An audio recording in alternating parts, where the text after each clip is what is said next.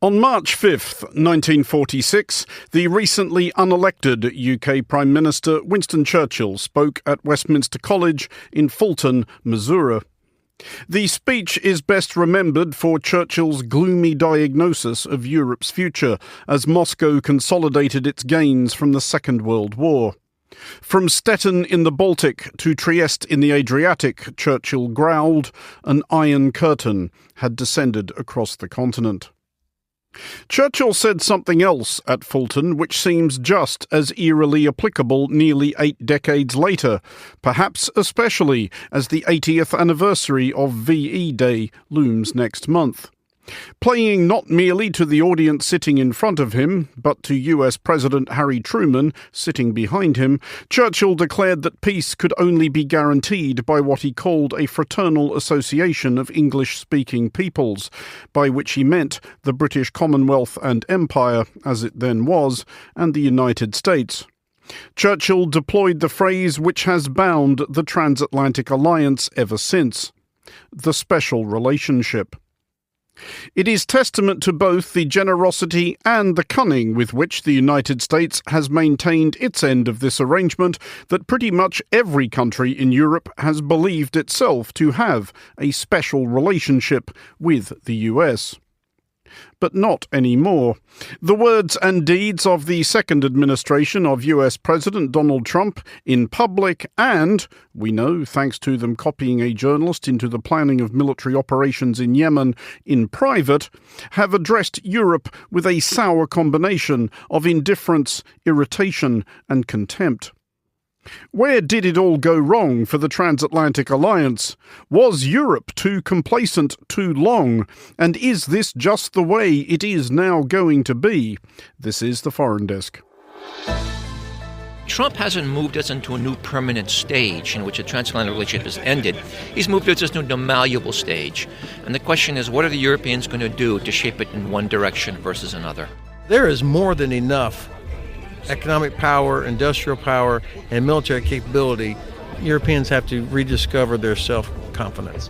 There's no common values, there's no insistence that security is indivisible, which is the foundation stone of NATO. And so we're living in a different world.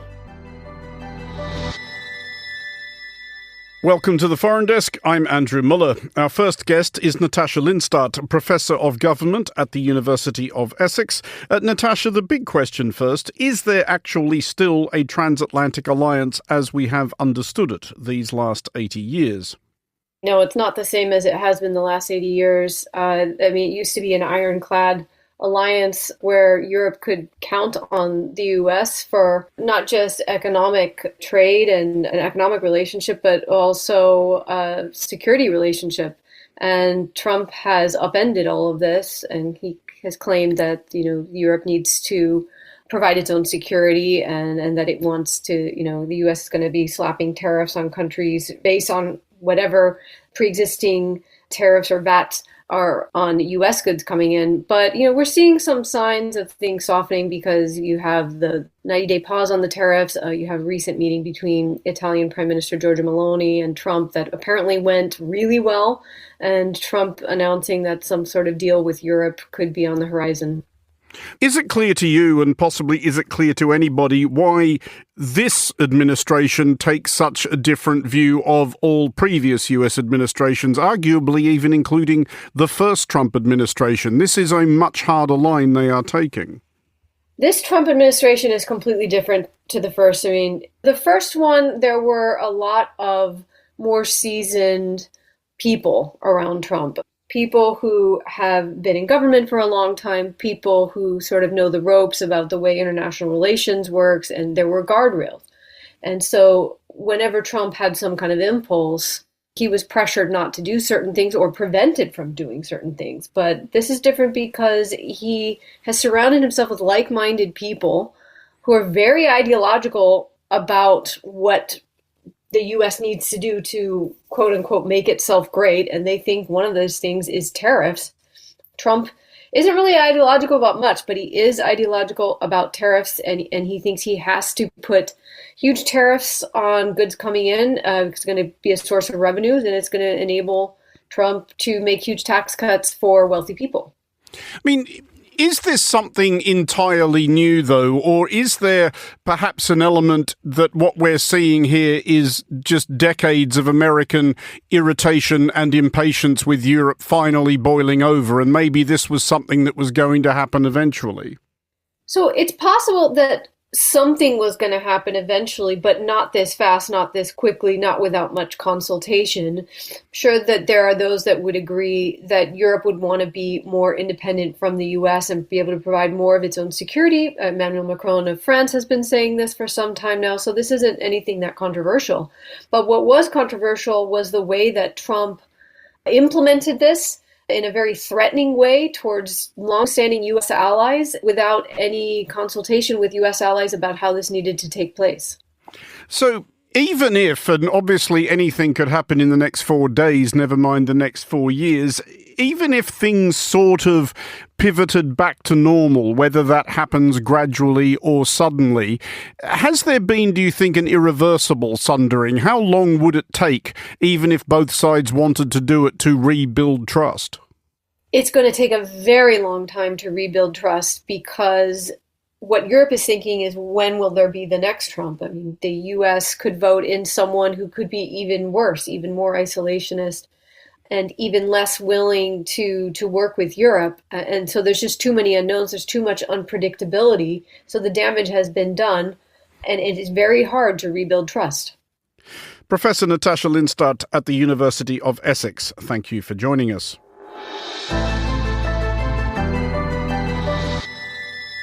You're listening to The Foreign Desk with me, Andrew Muller. The rest of this episode was recorded at the recent Delphi Economic Forum at our improvised pop-up studio on one terrace of the Amalia Hotel.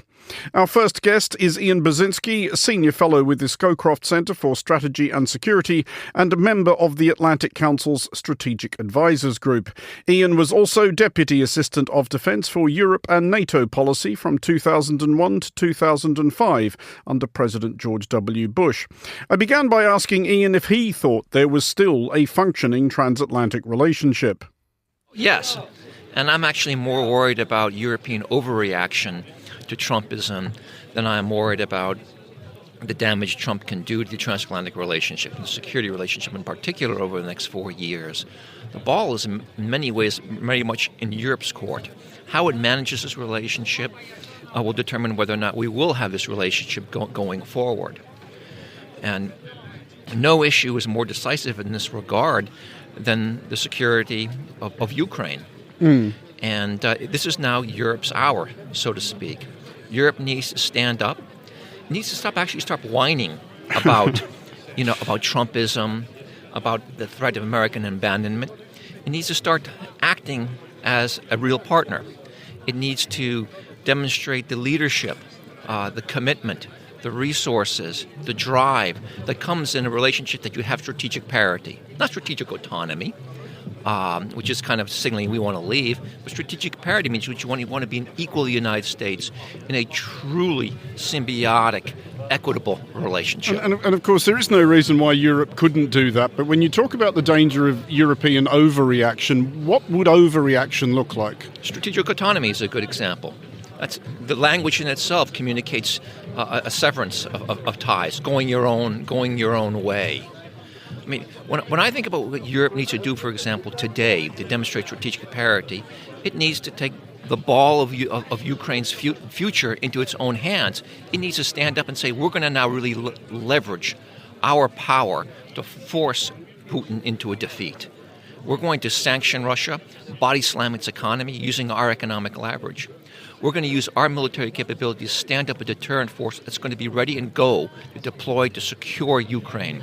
Create a situation which it shows it has the will and the resolve in a way that not only benefits Ukraine in itself, but demonstrates to the Trump administration that these guys are setting up a win that he wants to be part of. If they don't do that, they'll lose Ukraine in the transatlantic relationship. If they do that, they'll secure Ukraine and probably create the context for another 8 decades of an effective transatlantic security relationship. So is it possible then, and I think we might have spoken about this in Washington last year, to read the rhetoric from the Trump administration these last couple of months, and thinking particularly of Vice President Vance's speech at the Munich Security Conference, as kind of tough love? I actually think it's a little bit worse than that. I mean, I think this is an administration whose core leadership, the inner circle that make the decisions, have a disdain towards Europe. They're dismissive of Europe's defense capabilities, willingness to kind of defend itself. They feel they've been used by the European economy. They want to reduce our presence in Europe to focus more on homeland defense. But that's not the reflection of the American polity. Most Americans, including the MAGA right, are internationalist in outlook. They believe in NATO. They believe the United States should support an ally that's been attacked. In some ways, they're actually more committed to that than moderate Republicans. So Trump hasn't moved us into a new permanent stage in which a transatlantic relationship has ended. He's moved us into a malleable stage. And the question is, what are the Europeans going to do to shape it in one direction versus another? But again, going back to that question of whether to overreact, underreact, or react, how difficult or how possible can it be for Europe to calibrate that when it's also... It doesn't know from one day to the next what is going to happen, and it is also having to spend time and energy, and I've spoken to some people here who are having to do that, wondering how serious America actually is about threatening the territory of at least 2 NATO allies. Well, again, we're talking about a unity among some 30 European nations. And that's, of course, easier said than done. Sure. But there is a core that can act. There is a coalition of the willing among those that can take decisive action. And, Macron and the UK are taking initial steps in that direction. I'm just encouraging them and others like Poland and the Nordics, if not Italy, to actually be more decisive, demonstrate that unity, because this is an important moment. It is an inflection point, and Europe can decide which way the transatlantic relationship goes by its action, leveraging what it has on hand, not worrying or planning about what it will have on hand 5 years from now. The moment is now. But coming back to that concept of a coalition of the willing, which I know is language that has been used as a somewhat subtle rebuke to the United States, because this was a concept under which that various European countries accompanied the United States on its wars in Afghanistan and Iraq. But if that European coalition of the willing did find itself contemplating or taking military action on Ukraine's behalf, is that something that should be protected by Article 5? Should it be able to assume that the United States is the ally of last resort if they need them? It should. And I wish I could look you in the eye and say, absolutely, the Trump administration will do that.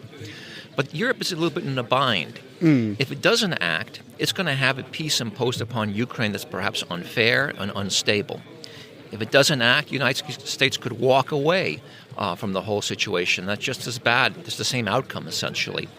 If it acts decisively, it actually could create a context or a situation in which all of a sudden Trump is juxtaposed against a strong Europe, making him look weak, and he's putting himself in a position where he's going to be denying himself credit for getting a sustained peace in Ukraine, an end of the war, the ceasefire. So if Ukraine acts decisively, they're actually going to create a context that's going to make Trump go, I want to be part of the winning team. I want to take credit for this. If they don't, the situation is just going to get worse. I just want to come back finally to that point about the disdain for Europe, which has been expressed both publicly by this administration and privately, certainly in those Yemen chats, which they... Signal chats, yes. Which they helpfully copied Jeffrey Goldberg into. Is that actually something new? Is this something that, on the quiet, previous US administrations have said to themselves or amongst each other, as in, why don't the Europeans pull their own weight a bit more? Why do they assume that they can kind of sleep forever beneath the American umbrella? Well, frustration with European burden sharing is something that is decades long. It is bipartisan. Democratic administrations have expressed that. Republican administrations have expressed that. What's unique to this group is the kind of the deep-seated antipathy that was reflected in that signal call. But I got to point out again, it is a small group in the administration that's running the show, so to speak, so they have a powerful position. But they are not necessarily reflective of the American polity as a whole. You go to Congress, most members of Congress are transatlanticists, including most Republicans. Most members of Congress want to support Ukraine. They want Ukraine to win. They'd be willing to support assistance. They're just, many of the Republicans in particular, intimidated by the administration. And you go out to the American people, 60 to 70% of them are internationalists. They want America to lead on foreign affairs. They're transatlanticists. 63, 64, 65% believe NATO is important. It would even increase our commitment to NATO. What's really interesting is when you look at polling done on the MAGA right, the red-hatted folks who stand behind Trump in the rallies. When you ask them, do they believe in the importance of NATO, 63, 64% say yes. And what's really interesting, I think, is that when you ask them, well, should we support a country like Estonia in NATO, covered by Article 5 if they're attacked by the Russians? 69% of them say yes, definitively. Only 63 of quote-unquote old-school Reaganite Republicans would say that. So in some ways, they're even more transatlanticist than the traditional conservatives. So that's, it doesn't solve the problem, but it shows that that Europe needs to be careful about how it reacts to Trump and take the long bet on America. That was Ian Basinski, Senior Fellow with the Scowcroft Centre for Strategy and Security. This is the Foreign Desk.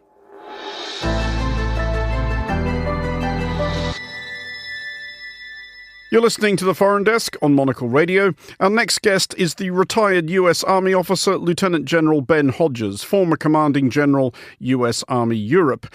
I began by asking General Hodges for his diagnosis of the current health of the transatlantic alliance.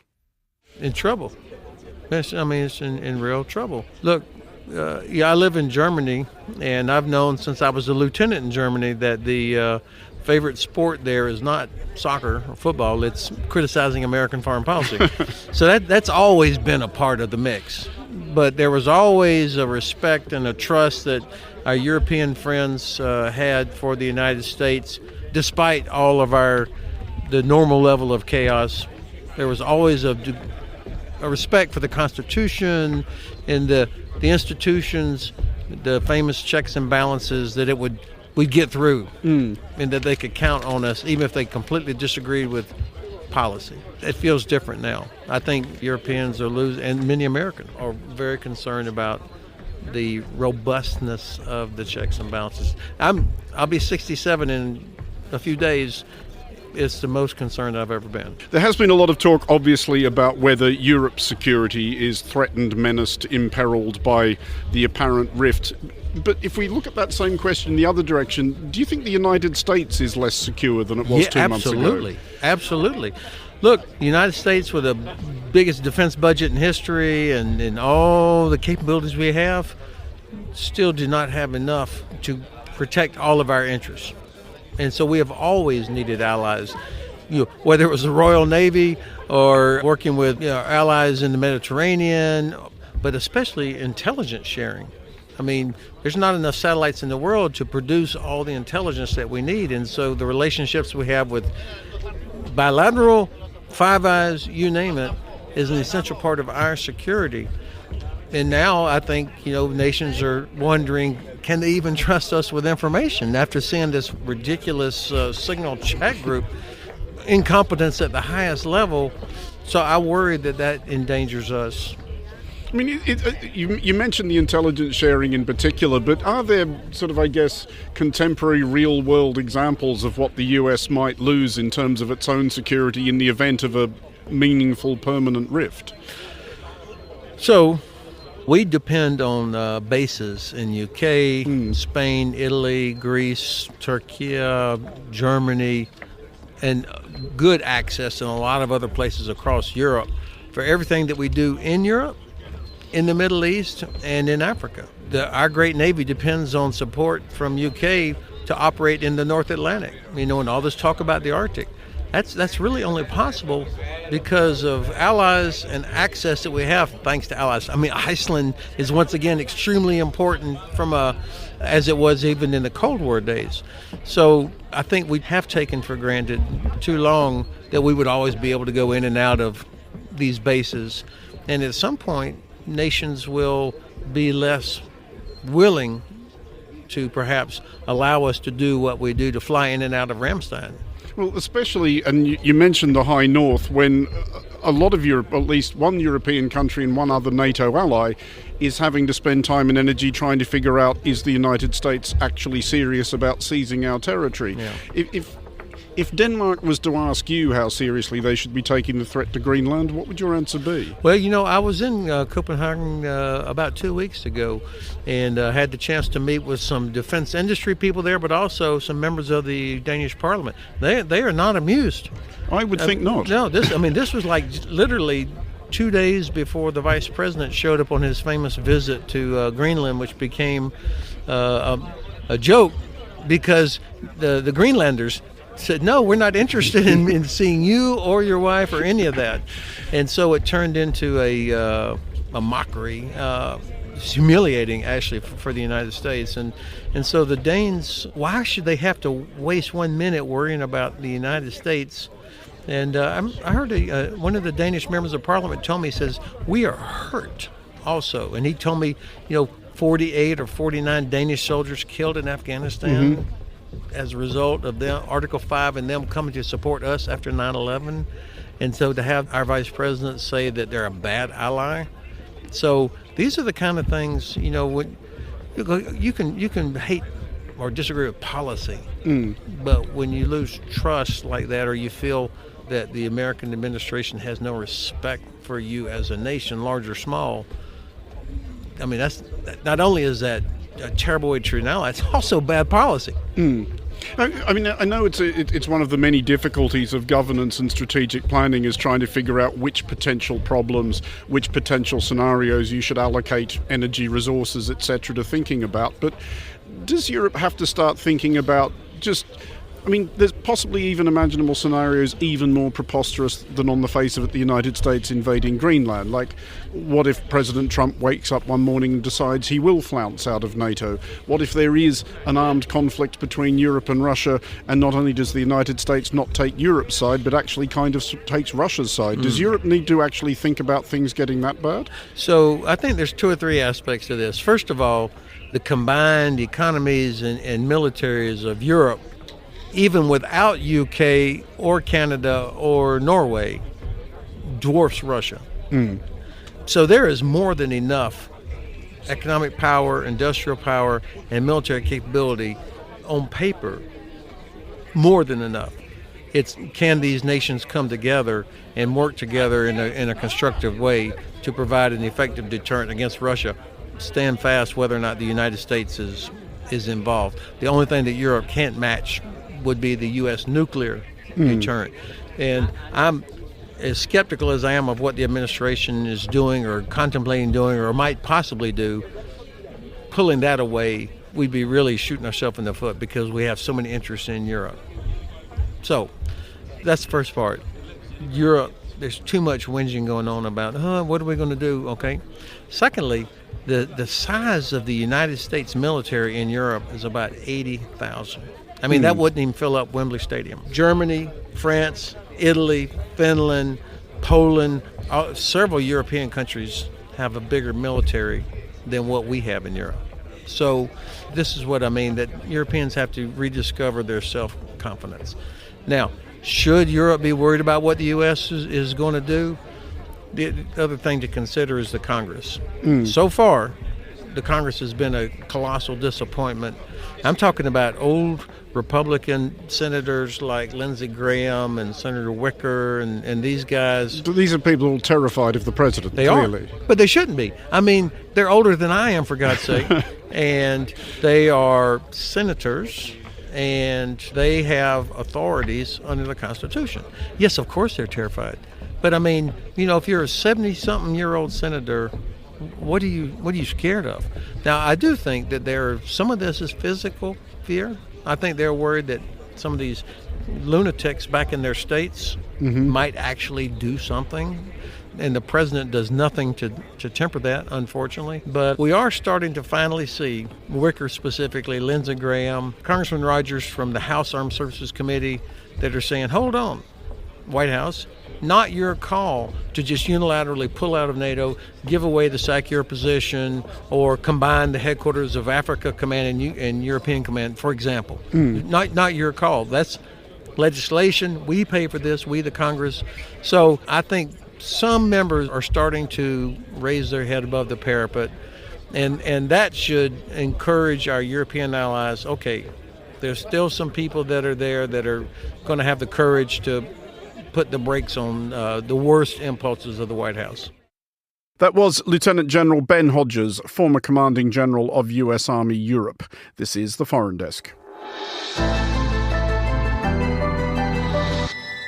This is the Foreign Desk on Monocle Radio. Our final guest is Ivo Dalda, President of the Chicago Council on Global Affairs and former U.S. Ambassador to NATO. I began by asking Ivo for his current level of faith in the transatlantic alliance as a going concern. It's not particularly high. I think we are dealing with an American administration that is fundamentally different than its predecessors, at least the last 13 predecessors, all the way back to FDR and the decision actually forced upon the United States by the Japanese for the U.S. to become involved in a war it didn't want to get involved in. But then to analyze that one of the reasons that war had started is because we were living in an era of competitive protectionism. And in a Europe in which there still was a view that all differences needed to be resolved by force. And we, as the United States, on a bipartisan basis, created an international system that was based on an active American participation in the world, including permanent security presences around the world in order not to fight wars, but to prevent them. And to also deal with underlying reasons for wars, including economic ones, which the economic competitiveness, the protectionism that had existed prior to World War II was blamed in part for the actual war, and that you needed an open global economic system, at least in the Western world. And President Trump has, for a long time, believed that system didn't serve America well. And he now has the capacity, because he got reelected, and having learned from his first term, surrounded himself with people whose main qualifications was not to oppose him, to impose on the world a view that he has long held. In fact, back to the mid-1980s. Sure. Deeply protectionist, and a belief that alliances are a drain on American resources, and unless somebody pays the United States for the privilege of defending them, there is no reason to defend them. There's no common values. There's no insistence that security is indivisible, which is the foundation stone of NATO. And so we're living in a different world. Do Europeans need to start thinking about / preparing for absolute nightmare scenarios? The United States, leaving NATO, the United States refusing to help in the event of some sort of semi-deniable Russian operation in the Baltic states, the United States invading Greenland. I mean, all of these things measured against the standards of the entire post-World War II period sound absurd, but nevertheless, do they need to be actually countenanced? Yes, of course. Because the President of the United States has made very clear that they should. And I think there is now a realization, at least at the leadership level in Europe, not necessarily yet at the public opinion level, certainly not in Western Europe, that we are living in a fundamentally different world in which security is something that you have to provide yourself. Now, the European conclusion is that because you can't do it on your own, you have to do it together with other Europeans. The secondary conclusion is that it is preferable to do this within existing structures, i.e. NATO, than build entirely new structures. And that therefore the goal should be to provide a pathway, a roadway towards building, either call it whatever you want, a European pillar, Europeanizing NATO, but making sure that Europe carries the overarching weight to defend itself and to convince the administration to cooperate in that. And we don't know yet whether the administration won't. But in any case, the pathway is the same. You need more money, which I think is now becoming available, at least in continental Europe, not yet in the UK. You need more time, because it takes time to translate money into military capability. And in some sense, you need American cooperation to enable that transition to happen smoothly, so that U.S. capabilities are withdrawn only as European capabilities are built up. And I think the time and cooperation element is what's uncertain. And that's where the debate is and should be. And there is, and frankly, a debate within the United States, within the administration, between what I would call fast withdrawal and slow withdrawal, where Rubio in his remarks at the NATO foreign ministers meeting, talked about this pathway and sort of saying, yes, we need to transition, but it was a slow withdrawal. And Hegseth, when he came for the defense ministers meeting in February, sort of suggested that we needed more of a shock therapy, and that a fast withdrawal would do that better than a slow withdrawal. And that's what the debate is about, and we don't know where the president is going to come on down. My gut tells me that what is most important to him is a commitment by Europeans to do more fast and enable him to say, I fundamentally change NATO, than to say, I want to end U.S. participation in NATO, because the political capacity of that to do that, given the Republican unified opposition within Congress to such a move, will just make it harder. And he's got enough problems on the trade side. And I think that will be the focus, more so than the security side. But if you're in Europe, the possibility is you can wake up tomorrow with the announcement that he's going to withdraw from NATO. Do you think, though, and just finally, that this is in any sense repairable? Because obviously during the first Trump term, it was easy to see Europeans as thinking, look, this is just a blip, it's an aberration, it's one of those weird things that happens from time to time. We can wait out 4 more years of this. Biden is elected in 2020, everything's back to normal. But now Europe is having to think, actually, maybe no, it's not, maybe it's not going to be. Yeah, so I don't think it is easily repairable for 2 reasons. Remember when Biden, in his first speech at Congress, said, when I say America is back, the question I hear most often is, for how long? Well, we now know the answer. Turned out to be less than 4 years from the moment he said that. And, once burned, twice shy. I think the general reaction is, if the United States, the people of the United States, can elect a person who was that incompetent when it came to COVID, and of course had called into question the fundamental concept of democracy, is when you have elections, the loser leaves office. That person was elected, already has affected that reality. But more important, the international system the United States built, and we talked about it at the beginning, was built on American power, but also trust. It was the belief by others that the United States would use its power in a wise and supportive way. And that's gone too. And like in any marriage or any relationship that is built on trust, once trust is broken, it's extraordinarily hard to restore it. And so the grand challenge for whomever comes after Trump will be the restoration of trust in the United States, trust in the institutions of the United States. And that is something that's going to take a long time. And in the meantime, other countries have made decisions. I mean, Europe is making decisions every day that in many ways are weakening the transatlantic bond, because Europe wants to reduce its dependence on an untrustworthy ally, economically and politically and militarily. And that trend is going to continue. So we're not going back.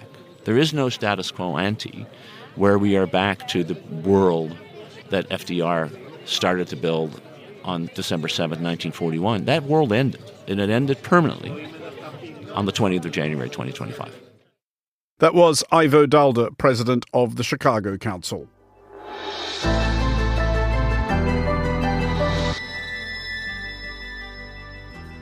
And that's it for this episode of The Foreign Desk. We'll be back next week, and look out for The Foreign Desk Explainer, available every Wednesday.